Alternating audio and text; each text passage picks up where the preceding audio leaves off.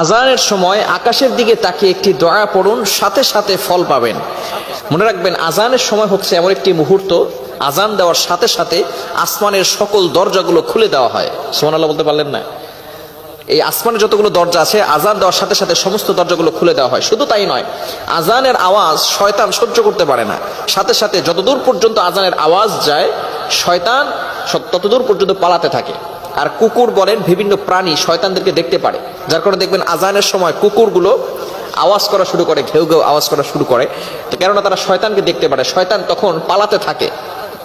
এখন মূল কথা হচ্ছে, এই আজানের সময় কিন্তু দোয়া করলে দোয়া আল্লাহ তাআলা অ্যাকসেপ্ট করেন, কবুল করেন। আমরা অনেক সময় বলি, হুজুর দোয়া করছি, দোয়া কবুল হচ্ছে না। এই সময়টা চমৎকার একটি আমল আপনি করতে পারেন। যদি এই আমলটা করতে পারেন, আল্লাহ তাআলা অবশ্যই আপনাকে ফলাফল দিয়ে দিবেন। মনে রাখবেন, আমরা অনেক গুনাহের কাজ করে থাকি, বিশেষ করে এই সময়টা। হাদিসের ভিতরে এসেছে, তিরমিজি শরীফের হাদিস, আদ-দুআউ লা ইউরাদ্দু বাইনাল আযানি ওয়াল ইকামা। আযান এবং ইকামতের মাঝখানে দোয়া করলে আল্লাহ তাআলা সেই দোয়াটা ফিরিয়ে দেন না, আল্লাহ তাআলা সেটা অ্যাকসেপ্ট করেন, কবুল করে নেন। আপনি যেই দোয়াটা করবেন, আল্লাহ তাআলা সেটাই আপনার জন্য অ্যাকসেপ্ট করবেন, কবুল করবেন। বিশেষ করে আযানের সময় যেহেতু আসমানের দরজাগুলো খুলে দেওয়া হয়, এই সময় আপনি দোয়া করবেন। বিশেষ করে আমরা অনেক গুনাহের কাজ করে থাকি।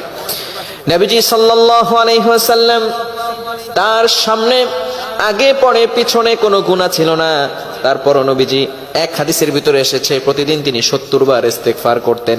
অন্য হাদিসের ভিতরে এসেছে নবীজি সাল্লাল্লাহু আলাইহি ওয়াসাল্লাম দৈনিক 100 বার ইস্তেগফার পড়তেন।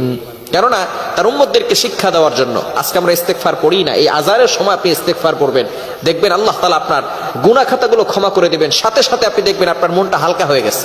গুনাহ করলে দেখবেন মনটা ভারী হয়ে যায়, আস্তে আস্তে গুনাহ করতে করতে কলব কালো হয়ে যায়, ব্ল্যাক কালার হয়ে যায়।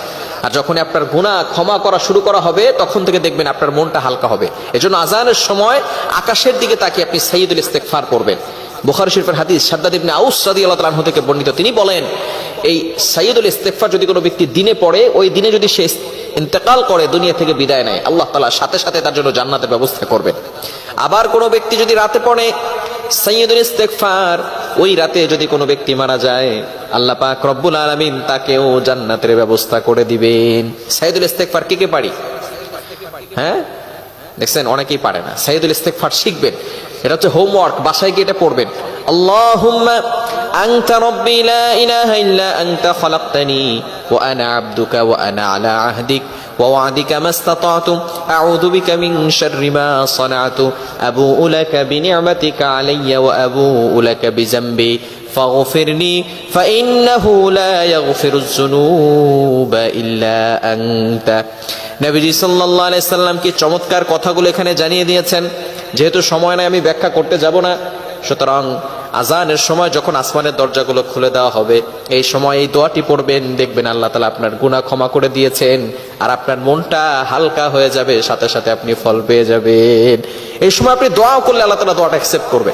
এজন্য আমলগুলো করতে পারবো তো ইনশাআল্লাহ।